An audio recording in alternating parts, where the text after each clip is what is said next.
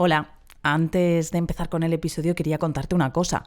En Cuidado con las macros ocultas estrenamos newsletter. Suscríbete y lo recibirás mensualmente en tu correo. Podrás escuchar así el próximo episodio en primicia y contenido extra relacionado.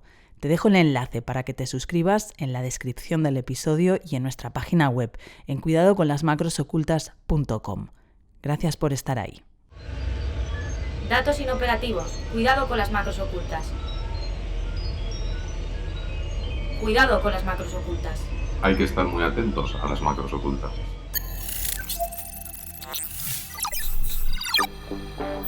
Cuidado con las macros ocultas, un podcast de 480.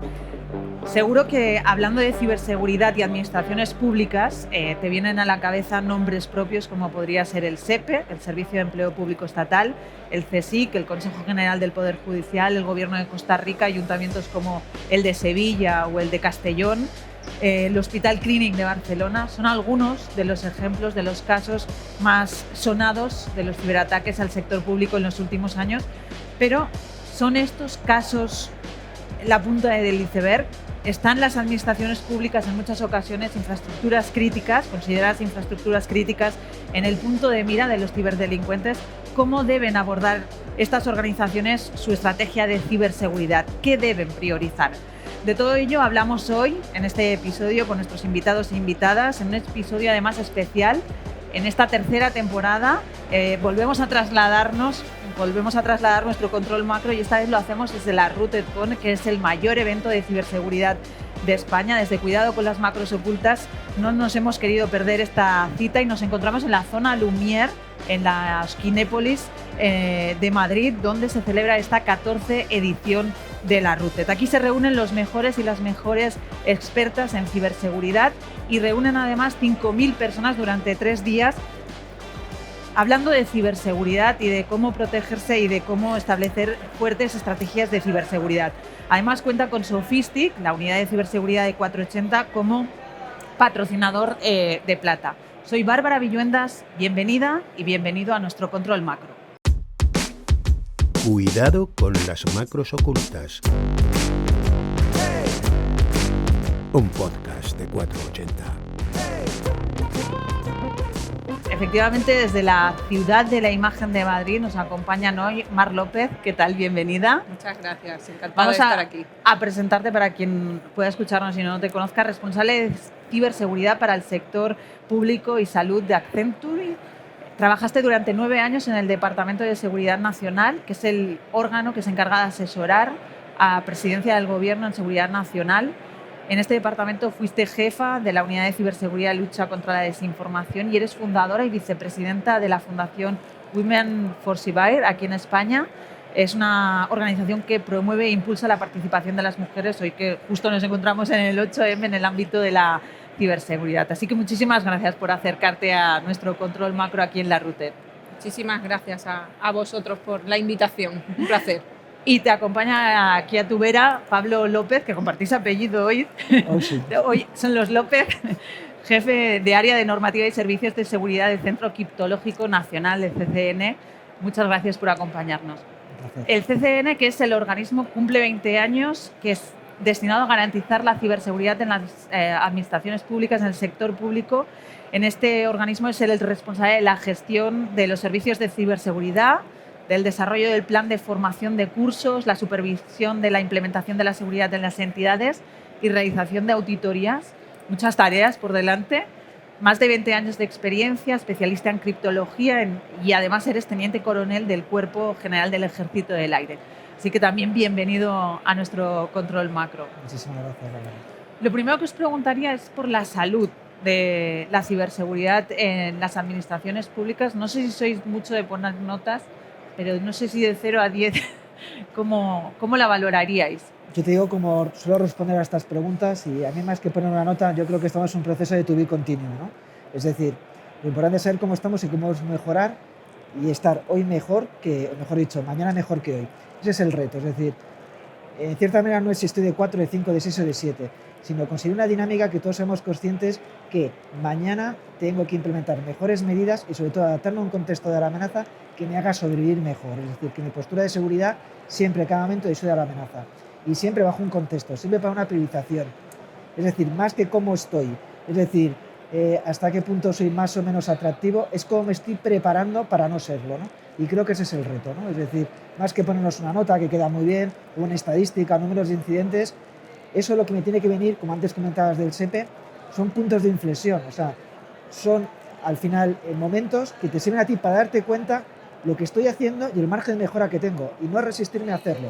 Entonces, no sé si te decirte estoy en 5 o en 6, tenemos un nivel de madurez que creo que es adecuado, que es mejorable, y lo que no tenemos que perder la perspectiva para continuar mejorándolo, ¿no? Es más una estrategia, pero es que la ciberseguridad es así, es decir, ¿cómo estoy?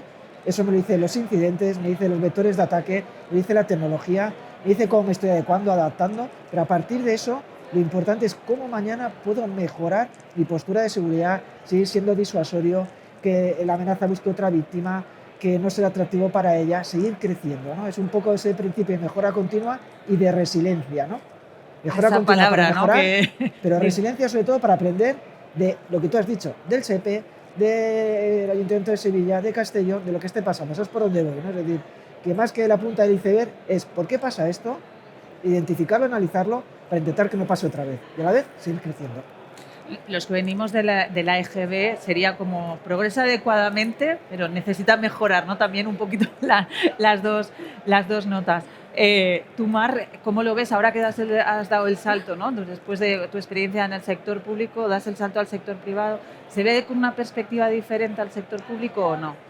En el juego de palabras que tú habías comentado, la salud de la ciberseguridad, que no la ciberseguridad en salud, ¿no? Que sería otro de los puntos que podríamos hablar hoy en día. Estoy totalmente de acuerdo con Pablo de que en cada momento hay situaciones diferentes y te enfrentas pues tanto a amenazas diferentes como a tecnologías diferentes, y entonces poner una nota específica en cada uno de estos momentos es complicado, porque efectivamente aunque nosotros mejoremos, los que están detrás también mejoran, con lo cual pues esto es como un círculo vicioso donde poner una nota en qué momento estás es complicado.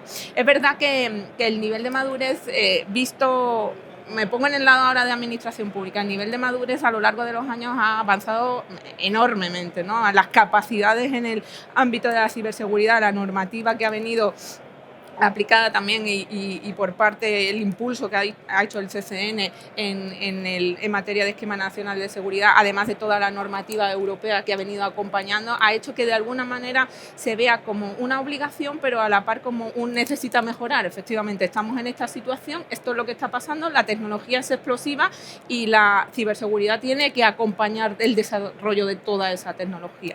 Si ahora me pongo desde el punto del sector privado, yo personalmente creo que necesita mejorar mucho en muchas cuestiones, ¿no? Entre ellas en términos de inversión, ¿no? En los términos de inversión de cómo la administración pública al final ve cómo mejorar esa ciberseguridad. Yo creo que todavía no está, o no tenemos en la cabeza, o no hemos conseguido realmente, que sí se han hecho grandes esfuerzos, convencer cuánto de importante es la ciberseguridad, cuánto es de importante aplicar el Esquema Nacional de Seguridad, entre otras normativas, y en ese proceso de cultura de ciberseguridad, que también podríamos hablar de ello, todavía nos queda hacer bastante en el campo de la administración pública y sobre todo cuánto hay que invertir. Es verdad que es complicado, es decir, en un proceso de negocio donde tu prioridad no es los sistemas, pues estás mirando otras cosas antes donde invertir, ¿no? Pero ese proceso es necesario, hay que abordarlo y la forma de contratación de la administración pública de alguna manera tendrá que abordarlo, no sé cuánto.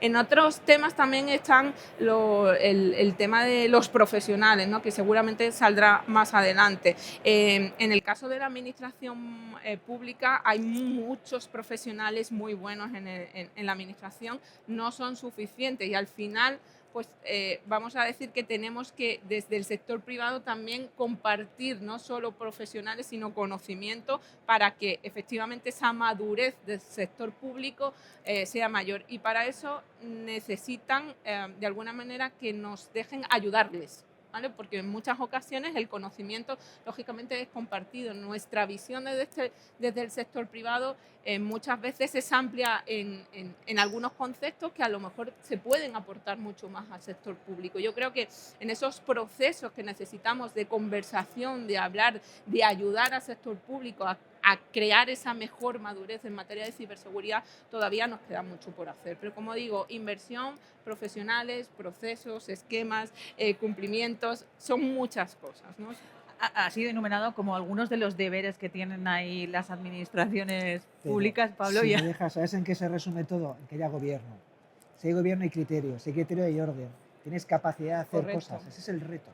Es decir, más que mídeme por determinadas estadísticas, por varios elementos, es cómo ante eso eres capaz de reaccionar, posicionarte, manejarlo, tomar decisiones, priorizando. Es decir, el concepto de gobierno, es decir, al final hace falta procedimientos, hace falta capacidades, hace procedimientos, como hemos dicho, hace falta esa conexión, cooperación público-privada, hace falta todo. Pero esas piezas del puzzle, ¿cómo las unes? ¿Cómo haces que todas casen? Por eso esa palabra de criterio, orden, gobierno, sinergias es clave. Por eso tiene que existir un framework. Podemos hablar de esquema nacional de seguridad o de cualquier otro framework, da igual. Pero siempre un gobierno que siempre te ayude a tomar una decisión y tengas el criterio más adecuado en función de tus necesidades, ¿no? Ese nivel de madurez es, si me preguntas lo que decías antes, ¿cuál es la nota? No, yo te hablo del nivel de madurez. ¿Es adecuado? Sí. ¿Tiene margen de mejora? Sí. Y sobre todo porque tenemos una palanca atractora que es ese marco de referencia, ese framework que me ayuda a llevar a cabo esa gobernanza sobre la ciber, ¿no? Yo creo que esa es la clave, ¿no? Para entender un poco en el momento en el que estamos, ¿no? No es ni número de incidentes, ni, yo qué sé, vectores de ataque o tal, ¿no? Eso te da contexto. Pero la clave es, de todo esto, analizándolo, qué puedo hacer y cómo puedo mejorar. Estrategia, gestión, gobierno, de verdad. Eso es un poco donde estamos ahora. Y para llevar a cabo esa estrategia, y lo que comentaba, le tomo el guante un poco a Mar, una de las cuestiones que ella planteaba, el tema de la inversión. ¿Cómo se convence o cómo se asesora a las administraciones de cómo deben invertir, cómo deben destinar presupuesto a la ciberseguridad? ¿Cuesta? Mira, yo te, como siempre, mi experiencia, ¿no? Toda la vida tiene truco, ¿no? Entonces, ¿cuál es el truco? Pero eso nos pasa, tú has dicho antes de la EGB, tengo de la EGB, ¿no? ¿Sabes cuál es el reto? Que las entidades, las administraciones o los responsables interioricen el problema. ¿Y sabes cuándo lo interiorizan? Cuando lo hacen suyo. ¿Y cuándo lo hacen suyo? Cuando tú, esto es cuando empiezas a leer y a escribir, ¿no? Entonces, al final te motivas tú mismo porque quieres hacer la mejor caligrafía. Quieres leer más que el de al lado. Entonces, tienes que darle la oportunidad para que consuman la ciberseguridad. Es decir, la tecnología tienen que consumir porque son más eficientes, ¿no? Las leyes 39, 40, que te obligaban a tener tus sedes electrónicas, etc. Pero lo siguiente es que tú tienes que asumir que tienes que protegerlos, pero no porque es una obligación o porque creas que entonces, yo qué sé, cualquier otra necesidad que venga de fuera, sino porque tú mismo sabes que si la adoptas, proteges la tecnología y prestas un mejor servicio. Con lo cual, cuando lo haces tuyo, es cuando te dejas ayudar, cuando seguro que inviertes o sabes que tienes que invertir. ¿Sabes? Ese cambio cultural que le hemos dejado caer es la clave. Entonces, ¿qué hacemos nosotros?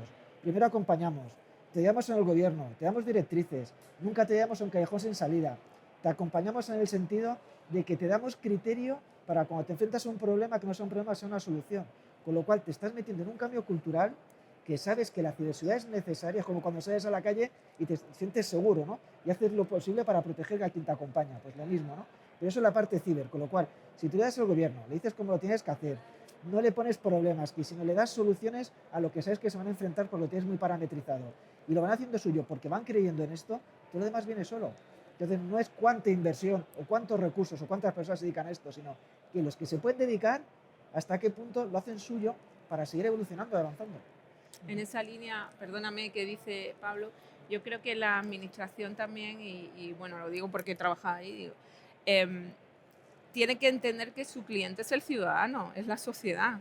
O sea, no trabajan para ellos mismos solamente, o sea, trabajan para al final servicio, sus clientes, que son los ciudadanos, ¿no? Igual que incluso la empresa privada, cuando presta un servicio a una administración pública, también tiene que tener de alguna manera esa conciencia, que quizá, hombre, es muy difícil porque al final las empresas, no, como dicen muchas veces, no son ONGs, pero que al final el cliente de todo esto es la sociedad, es el ciudadano. De hecho, también son los estados, es la seguridad nacional. Es decir, somos todos partes de un puzzle donde tenemos que contribuir, y perdóname porque también en esa parte de estrategia, a ese ciberespacio más seguro. Y eso es cultura, y eso es muy difícil, incorporarlo al discurso y luego que te lo compren, como dice Pablo muchas veces, ¿no?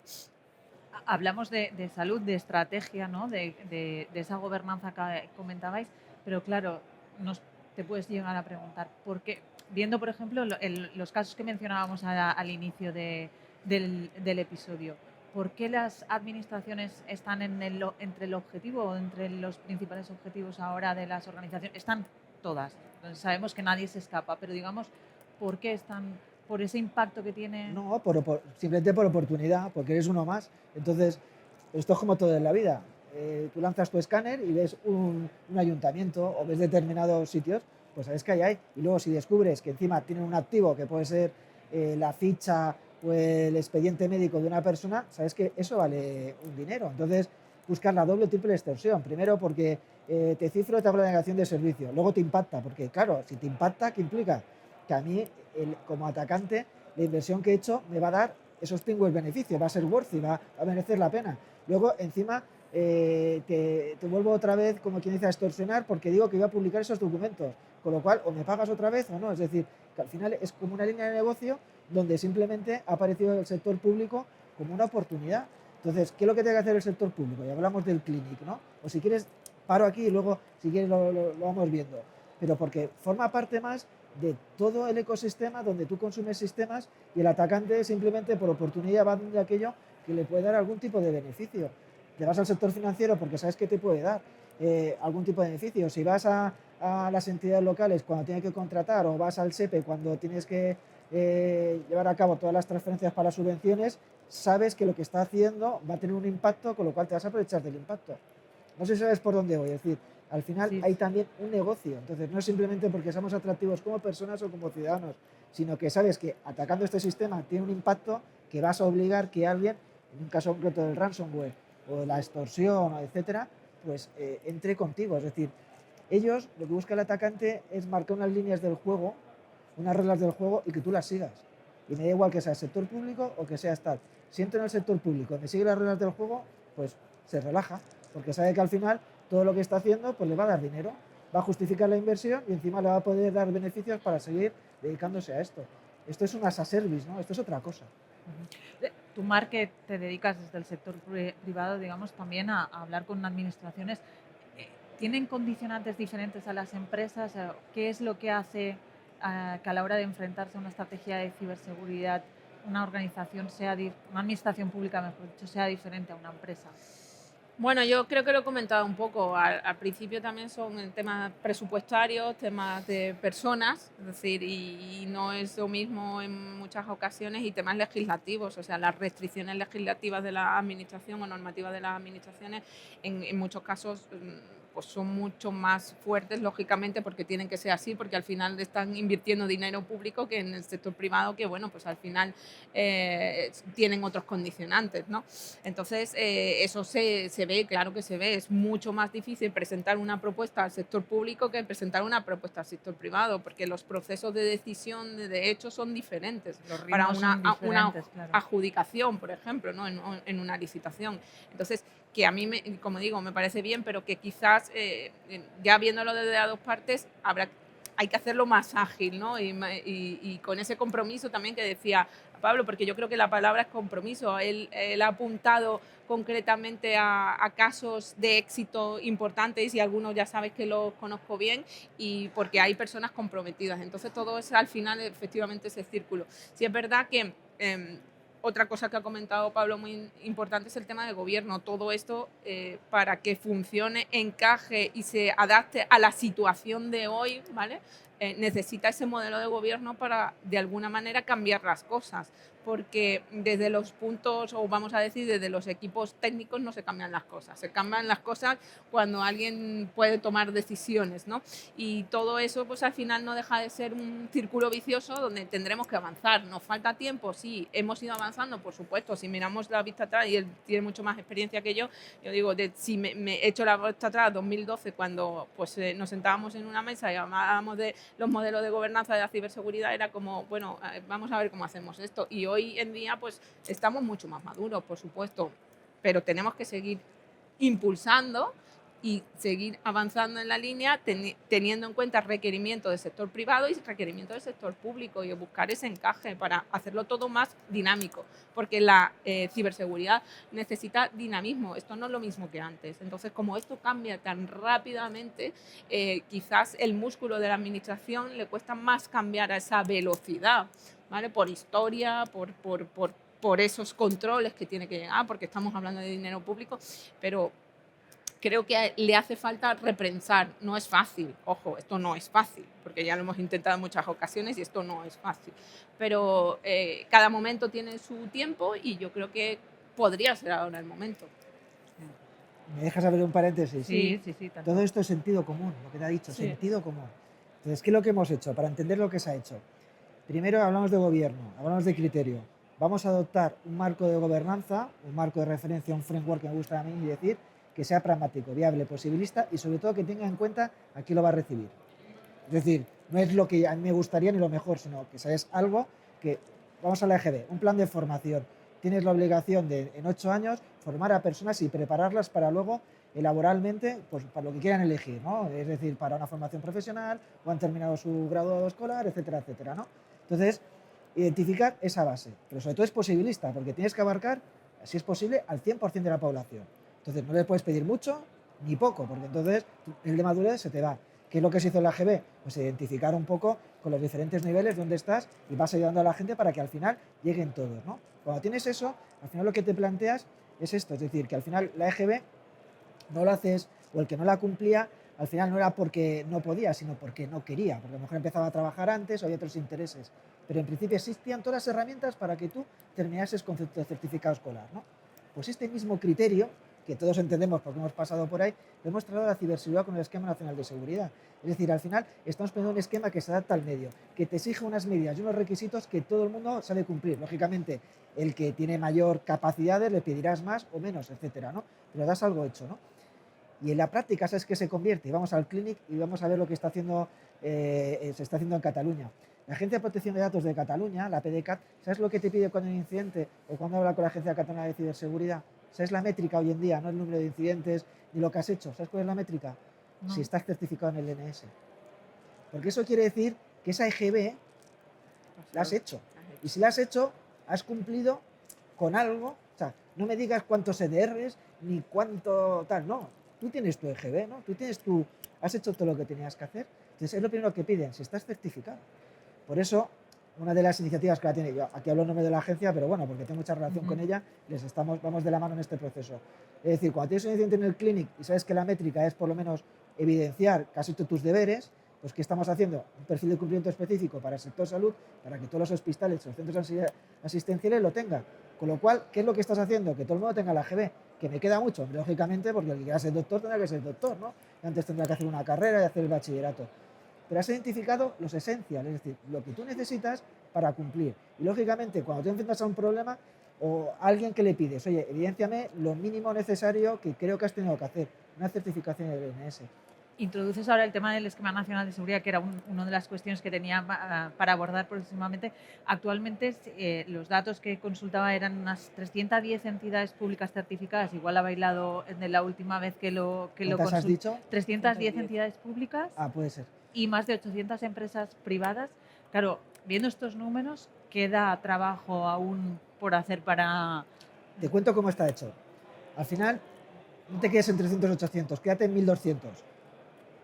1200 certificados. Quédate con 15 entidades de certificación, que son las que certifican. Quiere decir, las entidades de certificación son privadas. Solamente invierten y hacen auditorías sin negocio detrás. Es decir, un aspecto, tenemos algo que tiene tanta vida, que es de millones de euros, que ya no vamos a hablar de 1200, bueno, 1200, por tanto, no sé si es como ponerte encima de la mesa, evidenciarte lo que es el Esquema Nacional de Seguridad ahora. Es algo que ya tiene vida, ¿vale? Y lo que tenemos que hacer es cuidarlo. Luego, se vamos a diferenciar por qué las empresas y por qué las entidades. Porque el Esquema Nacional de Seguridad nació para que el servicio que se preste al ciudadano sea el mejor posible, o mejor dicho, genere confianza. Y para generar confianza, alguien te tiene que hacer una evaluación, un assessment de que eso cumple, en 3 categorías, básica, media y alta.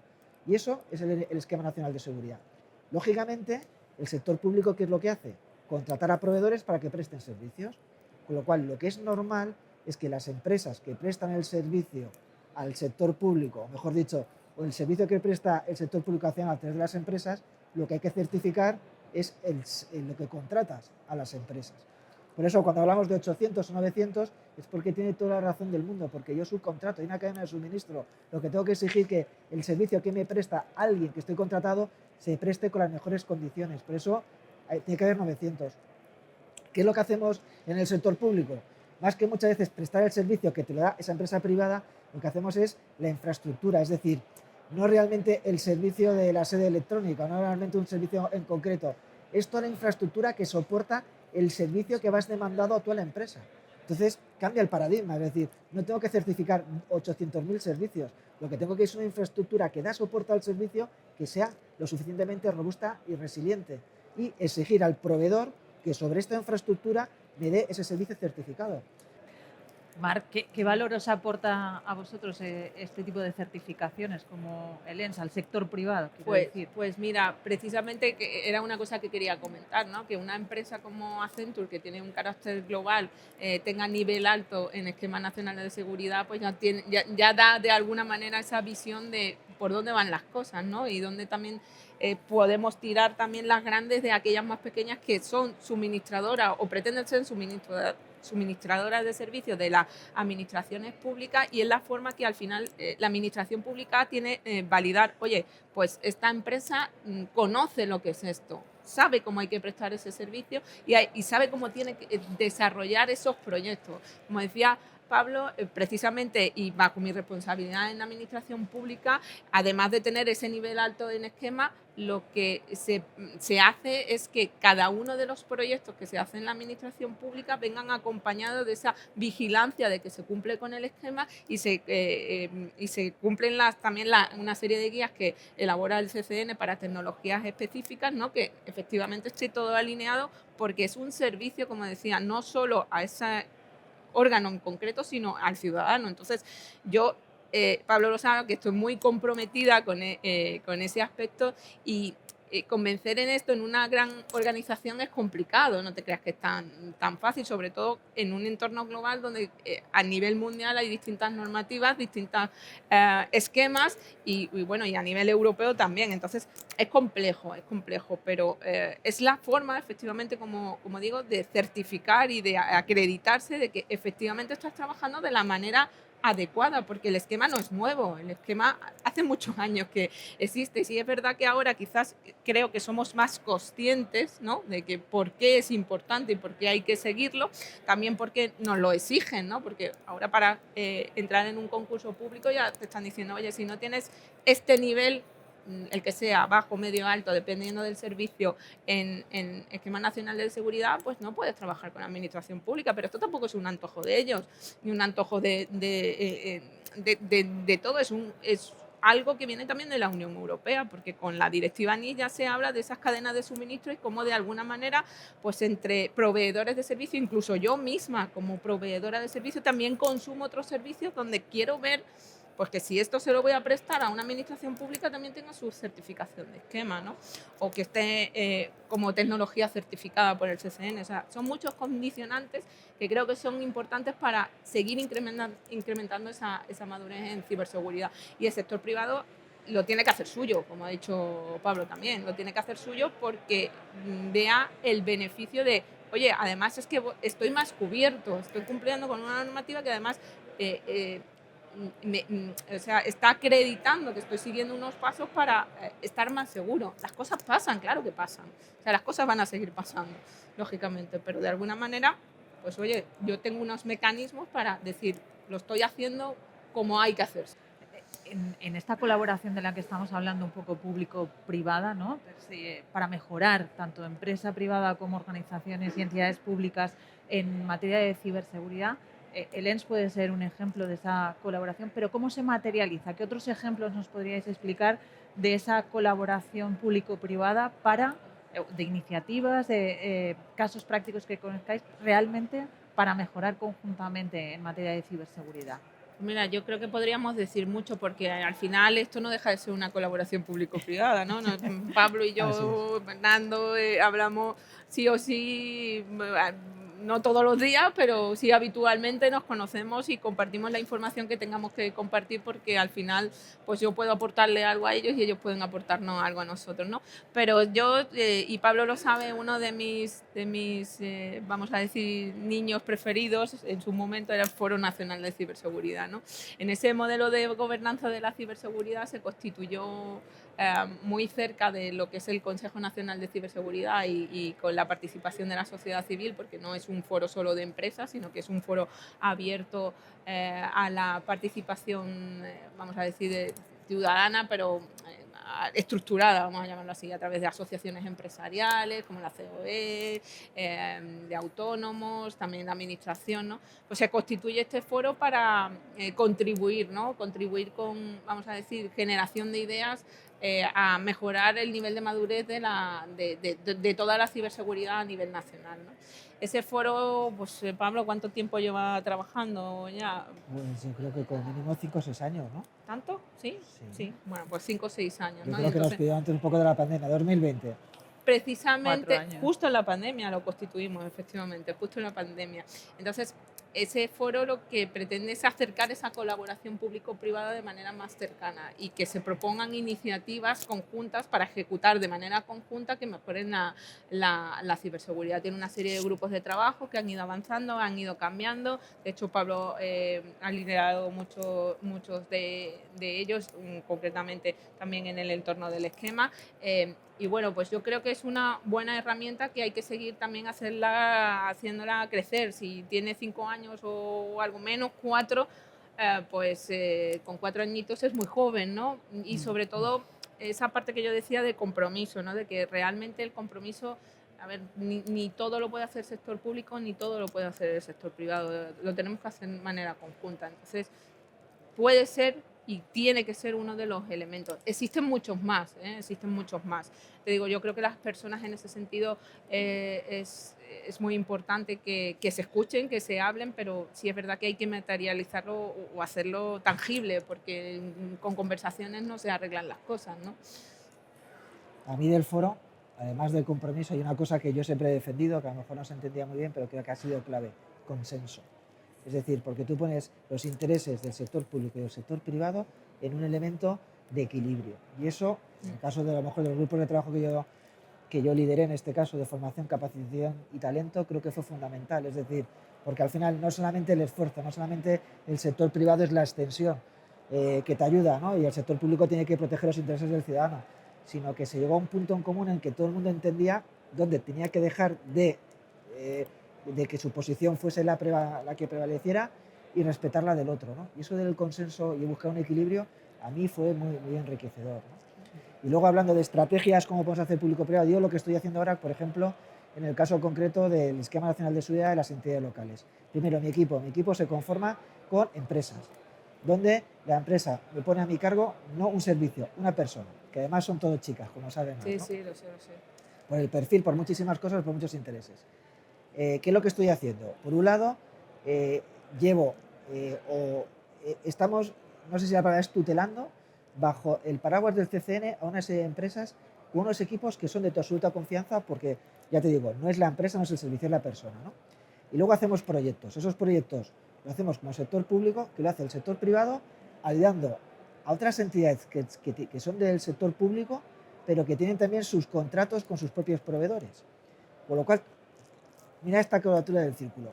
Sector público, con el músculo que le proporciona el sector privado, pero de una manera muy particular. Es decir, que eso no todo el mundo es capaz de darte a un activo suyo para que trabaje para ti, porque trabajan para ti en exclusiva, bueno, casi en exclusiva, para ayudar a otro sector público, y que estas empresas, que son mi equipo, están formando, siendo súper generosos, a las empresas que ha contratado quien sea en función de unos criterios. Con lo cual, ¿qué es lo que estamos haciendo? Trabajando con el win-to-win, salvaguardando tus intereses, porque yo sé que tú vas a salvaguardar los míos. Y entonces, al final, lo que haces es dirigir proyectos con un criterio con una, llámale doctrina, con un camino a seguir que es tu expertise porque has parametrizado, utilizando tu equipo, que el principal prioridad es ser lo suficientemente generoso para facilitar no solo a la entidad, sino a la competencia su propio expertise. Y lo hace, porque si no, esta persona que trabaja para el equipo no trabajaría porque se autoexcluiría, y la otra empresa, lógicamente, lo que hago es que permee, es decir, que al final adopte estos principios porque luego lo va a llevar otras entidades. Hemos hablado de estrategia, de herramientas, y estamos en la RootedCon y estos días estamos escuchando cómo va escalando también la sofisticación de los ataques. En casos, por ejemplo, de ingeniería social, la inteligencia artificial generativa pues está ampliando, potenciando aún más esta sofisticación. ¿Cómo pueden administraciones, organizaciones privadas protegerse o mitigar el impacto de estos posibles incidentes o estas posibles amenazas cuando vemos que pueden llegar pues, a través utilizando voz, utilizando imagen, múltiples contenidos a lo mejor que están en redes, que están colgadas en internet? Claro, no sé si hasta qué punto se puede llegar a controlar todo eso o al menos protegerse de alguna manera para mitigar el mayor impacto. Yo te quería contestar a una cosa de la mesa anterior, pero no, porque hemos hablado mucho de colaboración público-privada, Sí. pero también existe la pública-pública y la privada-privada, y entonces que hay que además dotarla también En de esa colaboración, esa ¿no? colaboración a través, por ejemplo, de los clústeres de ciberseguridad, ¿no? Que se está constituyendo en distintas comunidades autónomas, donde también está el sector Andalucía, público, por recientemente. ejemplo, Andalucía, País Vasco, Comunidad de Madrid, alguna asociación empresarial más como las que hay en León, que se dedican también a esa colaboración privada en el ámbito de la ciberseguridad. Creo que es importante porque también da músculo, ¿no? Y aunque en algún momento la administración pública esté, pero realmente es de sector privado, igual que en sector público hay, vamos a decir, esas estructuras de colaboración en el ámbito público, y luego también hay transferencia de conocimiento al sector privado. Entonces, quería apuntarlo también porque siempre hablábamos de esa entre nosotros, pero es que público y privado, pero es que privado también y público también, y es importante. Y luego todo eso pues es lo que hace que el círculo sea, vayamos avanzando mejor, ¿no? Sobre la pregunta que haces, es muy complejo.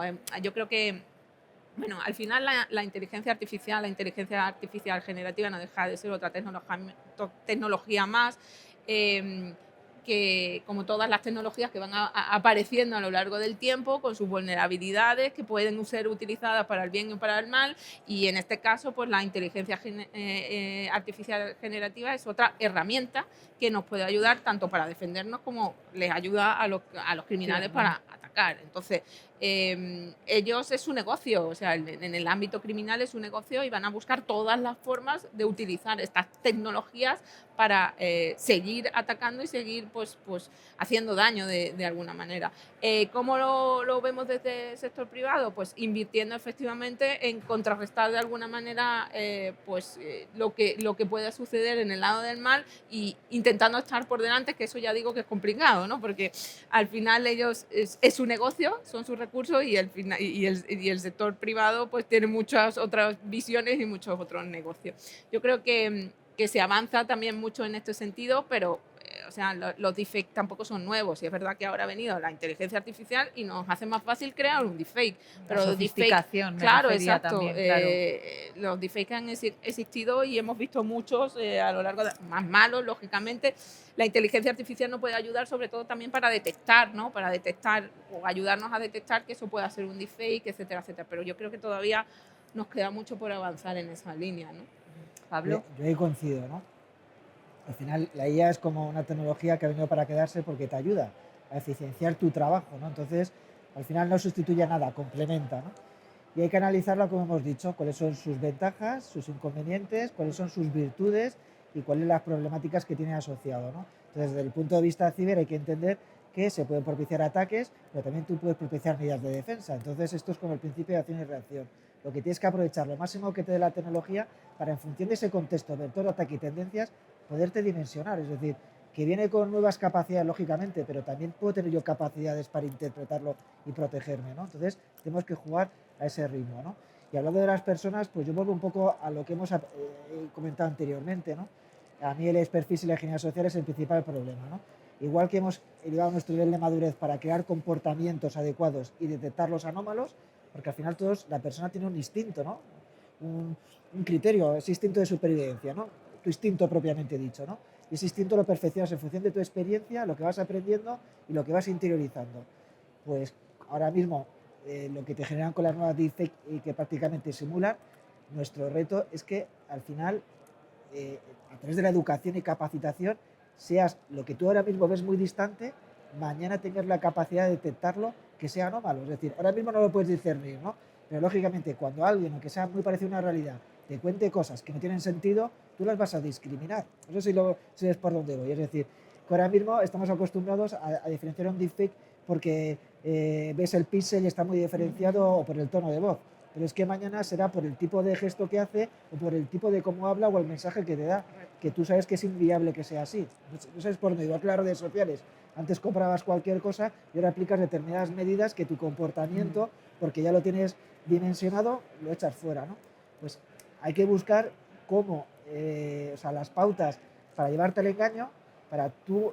capacitar a las personas en la diferenciación, ¿no? Es difícil, pero mira, el otro Algo día, así, ¿no? por poner un ejemplo, hacíamos un ejercicio, nos presentaban 3 archivos de sonido, ¿no? En donde un directivo pues decía una frase y nos retaron a todos a que propusiéramos cuál creíamos que se había hecho con inteligencia artificial. Bueno, pues uno el 1, otro el 2, el otro te dice todos se han hecho con inteligencia artificial. Entonces, claro, Es difícil es difícil. enfrentarse. Lo que hay que buscar es la forma de detectarlo, Mira. pero en la percepción humana, o sea, en nuestra percepción humana, es muy difícil. Totalmente de muy acuerdo. difícil. Pero hay cosas, mira, los fraudes del CEO de ahora, ¿no? El fraude del CEO es aquel que Sí. al final consiguen tu correo, tu teléfono, hablan con tu asistente para que haga la transferencia porque tiene permisos, ¿no? Entonces tú puedes poner muchas cosas. Primero creértelo, luego dice, no hagas nada sin consultarlo, pero lo último que hacían es mandarte un WhatsApp con un mensaje de voz diciendo que te autoriza a hacerlo, ¿no? ¿Qué es lo que te quiero decir? Oye, está muy bien, ¿no? Pero tú hasta qué punto a tal hora o mandas un WhatsApp directamente para que haga determinadas cosas. O sea, que lo que quiere decir que lo mismo hay que empezar a contextualizar ese mensaje, es decir, ya no lo voy a detectar, o sea, los indicadores no van a ser hasta qué punto la voz es igual o la cara es igual, sino el momento y la situación. En todo caso, la ingeniería social es uno de los retos a los que deben enfrentarse organizaciones públicas y privadas. Hay datos preocupantes sobre ello. Se han triplicado las personas en el último año que pinchan en enlaces fraudulentos o que introducen credenciales a través de ataques de phishing. Es una de las conclusiones que deja el informe de tendencias en ciberseguridad 2024 que acaba de publicar Sofistic, la unidad de ciberseguridad de 480, y quiero profundizar sobre ello en los próximos minutos. Saludamos a Fernando Denis Ramírez, Country Manager de Sofistic en España. ¿Qué tal? Bienvenido de nuevo a nuestro Control Macro. Nada, un placer, Bárbara. Fernando, que estuvo hace un par de años en nuestro Control Macro en un episodio que, por cierto, fue muy escuchado, un espía en el bolsillo. Si alguien aún no lo ha escuchado, le animo a que lo escuche. Queríamos hablar de estas principales conclusiones que deja este informe de tendencias en ciberseguridad 2023 a partir de las auditorías, de una muestra de auditorías realizadas a empresas en España y Latinoamérica, también de la monitorización del SOC.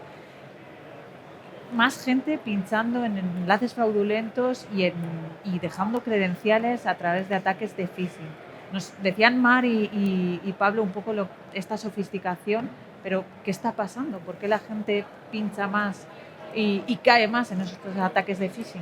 Bueno, yo creo que realmente lo que ocurre es que los atacantes cada vez son más sofisticados, buscan un nivel más de sofisticación, en este caso, para que el usuario caiga, ¿no? Y pinche en el enlace malicioso. Y nosotros en los ejercicios también aumentamos ese grado de sofisticación, ¿no? Entonces, lo que hemos observado, que sí que es verdad que hay menos gente que pincha en el enlace inicialmente, pero después sí que hay más gente que da sus credenciales, ¿no? Que es un poco la simulación que hacemos con los entornos reales o cómo se está comportando los ciberdelincuentes ahora mismo. Es eso, ¿no? Que sí que esa formación existe, muchos usuarios no pinchan, ¿no? Pero una vez que ya están dentro, ¿no? Parece que hay un mayor número de usuarios que dan sus datos privados. Otra de las conclusiones que deja este informe es que hay una escalada de vulnerabilidades y eso se detecta a través de los datos que disponéis, pero eso sí se detecta una ralentización de lo que se consideran como vulnerabilidades críticas, las más peligrosas, por decirlo de alguna manera. ¿Eso a qué se debería? Bueno, esto se debe realmente a que cada vez las empresas tienen mucha más madurez en materia de ciberseguridad. Ya casi todas han hecho los deberes previamente, han tenido ciclos de auditoría, ¿no? Entonces es raro encontrarte con vulnerabilidades críticas porque son empresas que ya han estado auditándose periódicamente, ¿no? Sí que es verdad que a lo mejor corregir esas auditorías más leves cuesta más. Muchas veces corregir las vulnerabilidades hay que hacer un proceso de mejora de equipo, comprar licencias, ¿no? No siempre es solamente ir a un sitio y darle a siguiente, ¿no? Y actualizar, no es tan sencillo, ¿no? Entonces nos encontramos que la madurez pues, en ciberseguridad está mejorando, cada vez nos encontramos menos críticas, menos vulnerabilidades altas, pero sí que hay un gran número todavía de vulnerabilidades por corregir. Que no hay que olvidar que a lo mejor una media unida a otra media se vuelve una crítica, ¿no? O sea que no hay que dejar tampoco vulnerabilidades con menor impacto sin actualizar. Más vulnerabilidades, y lo que también detectáis es que la interacción de los usuarios genera el mayor número de incidentes o de alertas, mejor dicho, de seguridad. ¿Qué significa eso? Que sea pues, prácticamente la mitad de las alertas son por la interacción del usuario, o más de la mitad de las alertas. Sí, Bárbara, esto es interesante. Esto se debe a que realmente tenemos cada vez más sondas, que estamos cogiendo telemetría de comportamiento dentro de las empresas. Antes a lo mejor nos quedábamos solamente en lo que te enviaba el firewall, ya no estamos ahí, ya estamos también mirando cómo se comporta el usuario, cuándo hace login, si lo hace por la noche, si falla el logueo, si comparte un fichero fuera de su organización, ¿no? Cada vez las empresas de seguridad estamos teniendo muchísimo más volumen de datos que procesar y generamos muchos más incidentes. Esto no quiere decir que antes no ocurriesen, evidentemente estaba ocurriendo, lo que pasa es que ahora lo estamos viendo y estamos generando estas alertas que desprenden esos datos, ¿no? Que cada vez pues, tenemos más información y generamos más incidentes. Y a partir de esta fotografía, podemos decir, de la situación de la ciberseguridad en empresas y administraciones que deja este informe, ¿tú qué recomendarías a entidades públicas, a empresas que llevaran a cabo para fortalecer su estrategia de ciberseguridad? Lo primero para la estrategia es saber definir, en función a tu presupuesto, dónde es más interesante, ¿no? Colocar los recursos que tengas, ¿no? Dónde tienes el dolor y entonces dónde tenemos que poner los recursos. Una vez que hemos hecho este ejercicio, pues seguramente la mayoría de los casos saldrá que es importante tener un SOC que tenga capacidad de respuesta. Para tener capacidad de respuesta tendremos que contar seguramente con alguna solución líder del mercado, ¿no? Que nos dé esa posibilidad de poder contener un ataque cuando lo hemos detectado. Soluciones Zero Trust, que cada vez el usuario tenga menos control sobre sus datos de autenticación, podamos definir dónde entran, dónde no entran, ¿no? Apoyarnos en doble factor de autenticación, buscar también sistemas biométricos de autenticación. Y bueno, y la formación y concienciación siempre ha sido clave y nunca hay que dejarla atrás, ¿no? Siempre tenemos que estar muy pendientes de dar esa formación, tanto si a usuarios, digamos, que no son tan técnicos, ¿no? Pero tienen al final una relación continua con dispositivos que pueden ser vulnerados y pueden poner en riesgo a la compañía, como a perfiles más técnicos que están desarrollando soluciones que ya sean para uso interno, para uso externo, tienen que tener la seguridad un poco por bandera, ¿no? Porque es lo que nos va también a proteger en el futuro, ¿no? Pues Fernando Denis Ramírez, Country Manager de Sofistic en España, muchas gracias por acercarte de nuevo al control macro y esta vez aquí en la RUTET en Madrid. Muchísimas gracias. Gracias, Bárbara. Te seguimos escuchando. Mar, Pablo, vuelvo con vosotros. De estos últimos consejos, recomendaciones que nos decía Fernando, no sé si añadiríais alguna cosa más para que las empresas y las organizaciones, que estamos hablando sobre todo de administraciones públicas, tuvieran una estrategia fuerte, robusta, frente a esa escalada de ciberamenazas que comentábamos. Para mí la clave hoy en día, y siempre va a ser siempre hay como un elemento común, ¿no? Y es la capacitación. No solamente es formar, hay que capacitar. Es lo que te permite tener los mejores técnicos, los mejores gestores y los mejores usuarios. O sea, todo es un compendio de cosas, ¿no? Ya no es simplemente familiarizar y sensibilizar. Para mí, el elemento clave, sobre todo si hablamos de ingeniería social y esas vulnerabilidades, es porque no hemos sabido capaces de capacitar a estos usuarios para que detecten estas cosas, por mucho que sea complejo, ¿no? Entonces, siempre hay margen de mejora. Pero yo creo que la clave ya es como esos chicles que no se pueden estirar más, es la educación, es decir, no formar y sensibilizar, es ni concienciar, es capacitar, educar. Y yo creo que va a estar la clave, o sea, yo en mi punto de vista, es decir, buscar las estrategias que te permitan al final conseguir la mejor capacitación en comportamientos, en interiorizar determinados procedimientos, detectar esos comportamientos anómalos sin querer, explicarles con determinadas técnicas no solamente es dar cursos, sino de gamificación, no solamente sacar los colores para saber que eres, lo tuyo son las malapraxis, o que eres muy descuidado, o que eres muy ingenuo, sino buscar una formación que, sabiendo dónde está el problema, evites el problema. Yo creo que estamos en ese momento, en mi experiencia. Sí, para ti, Mar.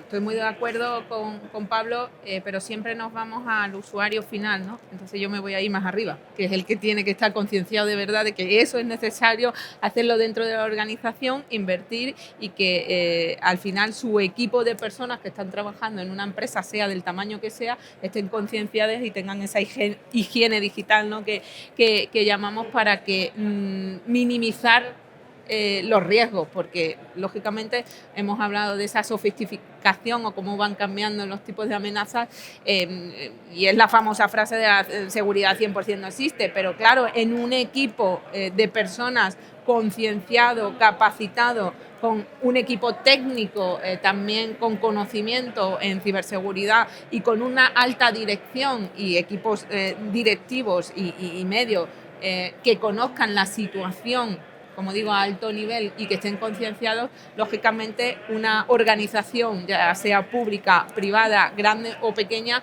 se enfrentará a menos riesgo y, si pasa, también estará preparada para recuperarse más rápidamente, esa famosa resiliencia de la que hemos hablado antes. Entonces, sí, los equipos de vaso es el equipo de trabajo al final, ¿no?, de una organización, por supuesto, pero el que más tiene que estar concienciado es la alta dirección. De la alta dirección al usuario final, pero son personas al final que deben adoptar o deben estar concienciadas. Y yo os preguntaría, porque ¿cómo se hace para que la ciberseguridad no choque con las personas?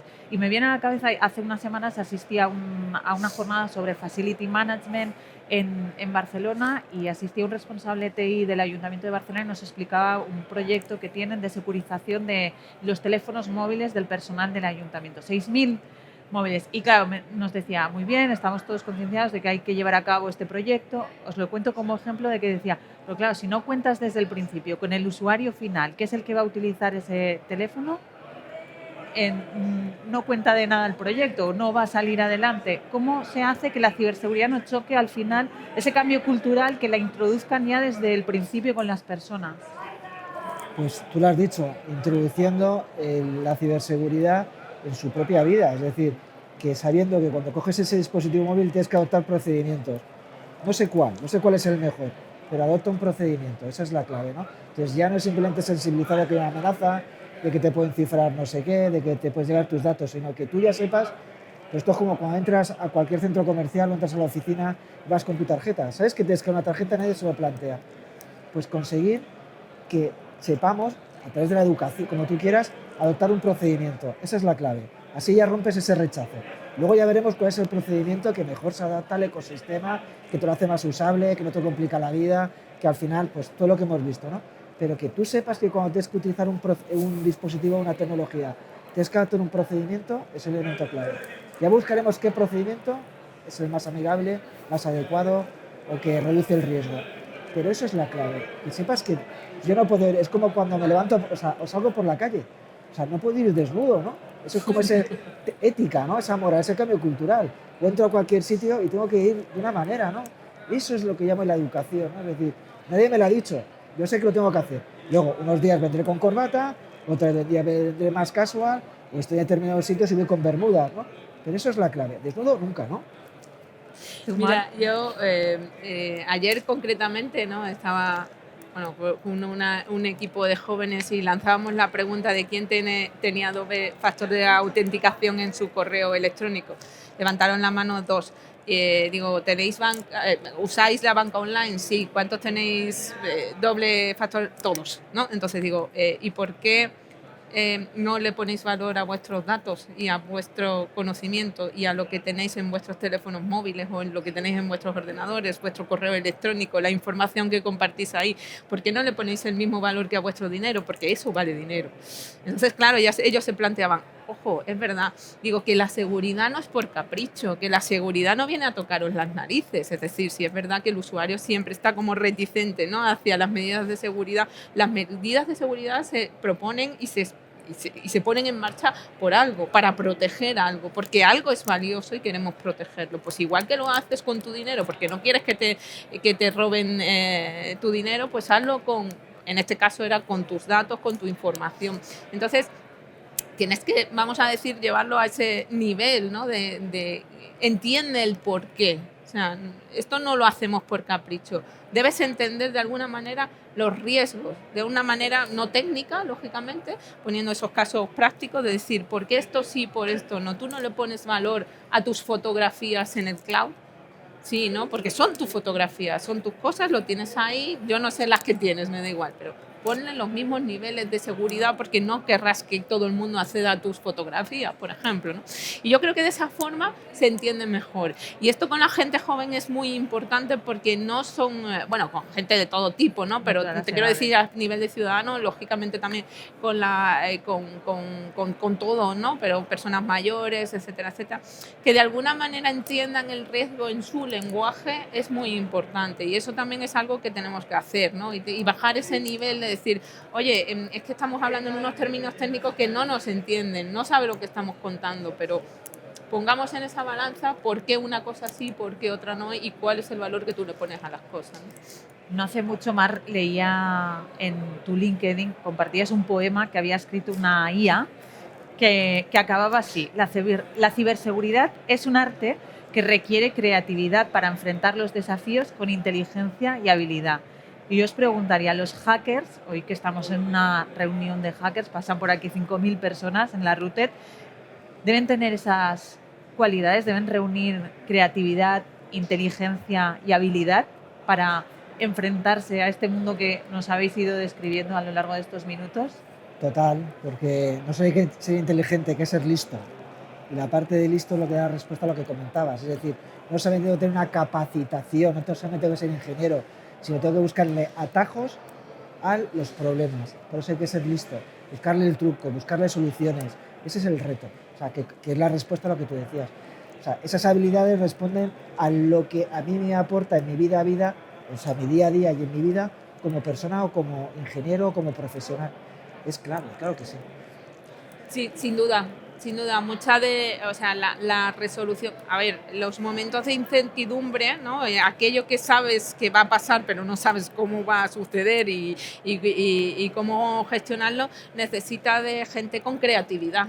Entonces, los momentos de incertidumbre los vivimos día a día en el ámbito de la ciberseguridad, en cualquier cuestión, ¿eh? Ya hablamos de un incidente, de una gestión de crisis, de una solución que estamos construyendo, de cómo abordamos la inteligencia artificial, etcétera, etcétera. Con lo cual, o aplicamos dotes de creatividad y, vamos a decir, otra forma de ver las cosas, o el pensar, ese famoso pensar fuera de la caja, o se nos va de la mano, porque esto cambia muy deprisa, ¿no? Igual que la tecnología, cambia todo muy deprisa. Entonces, si no podemos buscar las mismas soluciones de siempre porque van a ser otras cosas diferentes que no conocemos todavía. Si no las conocemos, no podemos aplicar lo que ya sabíamos. Tenemos que crear cosas nuevas y eso es lo que, de alguna manera, esa innovación en el pensamiento, esa creatividad de las personas, lógicamente con un conocimiento dentro del ámbito de la ciberseguridad, es lo que va a proporcionar que de alguna manera pues solventemos todos los retos que nos vienen por delante en materia de ciberseguridad. Sin duda, habilidades, otras habilidades, ¿no? No solo las técnicas, otras habilidades, esas soft skills, ¿no? Que hablamos mucho también en otros ámbitos, son necesarias 100% en el ámbito de la ciberseguridad, sin duda. Acabamos nuestros episodios siempre preguntando a nuestros invitados e invitadas por su macro oculta. Es como un símil de su advertencia o de vigila lo que te rodea. Como has dicho, perdona, por su macro oculta. Macro oculta. Viene a ser un símil de advertencia tecnológica, de vigila lo que te rodea. Entonces os preguntaría a vosotros por vuestra macro oculta. ¿Cuál es la vuestra? Contesto yo primero y así te lo pongo fácil. Venga. ¿Sabes cuál es macro oculta? La rebeldía. El no conformarme con cualquier cosa. Ser un verso suelto, creer en lo que haces, ser vehemente y dar respuesta a todo lo que te encuentras. Esa rebeldía en el sentido positivo, o sea, no conformarte con lo que te encuentras a cada día. No rebelde contra lo que es el sentido común, sino llevar el sentido común a todos los aspectos de tu vida que realmente te resistes a ello, ¿no? Entonces, como resumen de mi macro, ¿no? O sea, esa energía, pues ser verso suelto, lo que tú quieras, pero ya más día, ser rebelde, ¿no? Es que, ¿Y la tuya? es que estoy totalmente de acuerdo. O sea, yo creo que muchas cosas creo en mi vida profesional las he hecho por ser un poco rebelde, ¿no? Y soy también un poco anárquica, ¿no? No estar en la línea de todo tiene que ser así, no. O sea, yo decía siempre, muchas veces digo, esto es un río, tú puedes dejarte que te lleve la corriente o mirar que a la derecha y a la izquierda tienes sitio donde ir, ¿no? Entonces tienes otras oportunidades, o te puedes agarrar una piedra, o dejarte llevar o hacer todas esas cosas que puedes hacer, ¿no?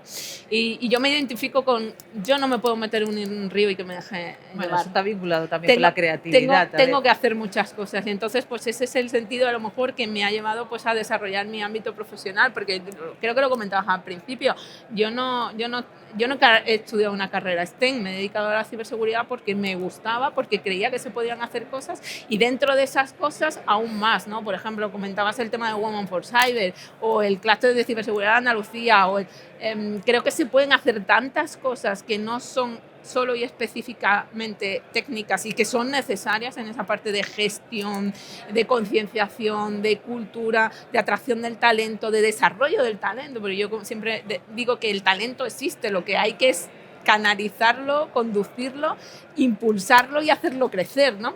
Entonces, esa parte de, como digo, de rebeldía, de no estar dentro de la caja y seguir los pasos que sigue todo el mundo, creo que me identifica también como a Pablo, ¿no?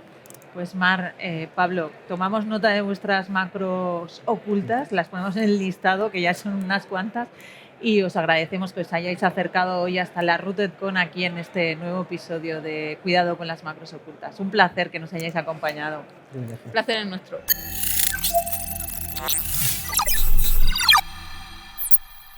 La inteligencia artificial ha ampliado la superficie de exposición de las organizaciones, pero la inteligencia artificial nunca va a poder diseñar la estrategia de ciberseguridad. Por eso son tan importantes los y las expertas y los responsables de seguridad, es decir, las personas. Escuchaba estas palabras ayer aquí en la RootedCon y me ha parecido una buena reflexión para concluir este episodio del podcast. Cerramos nuestro control macro, esta vez desde, como decíamos, en directo desde la RootedCon, que es el mayor evento de ciberseguridad de España. Y no queremos despedirnos sin agradecer a la organización de la Rooted su acogida, todas las facilidades que nos ha prestado para grabar este directo, este podcast desde aquí. Y os recuerdo que podéis encontrar más información sobre el podcast o sobre referencias que hayamos hecho a lo largo de este episodio o de los otros episodios en nuestra página web, en cuidadoconlasmacrosocultas.com. Además, podéis ser privilegiados y privilegiadas si queréis escuchar con antelación, en primicia, en exclusiva, un poco antes nuestros episodios, si os suscribís en nuestra newsletter a través del enlace que os dejo en la descripción del episodio en nuestra página web. Nos escuchamos en la próxima entrega del episodio. Esta vez nos adentraremos en un hospital para conocer la tecnología que nos ayuda y que permite cuidar de nuestra salud. Mientras, ya sabes, cuidado con las macros ocultas. Datos inoperativos. Cuidado con las macros ocultas. Cuidado con las macros ocultas. Hay que estar muy atentos a las macros ocultas.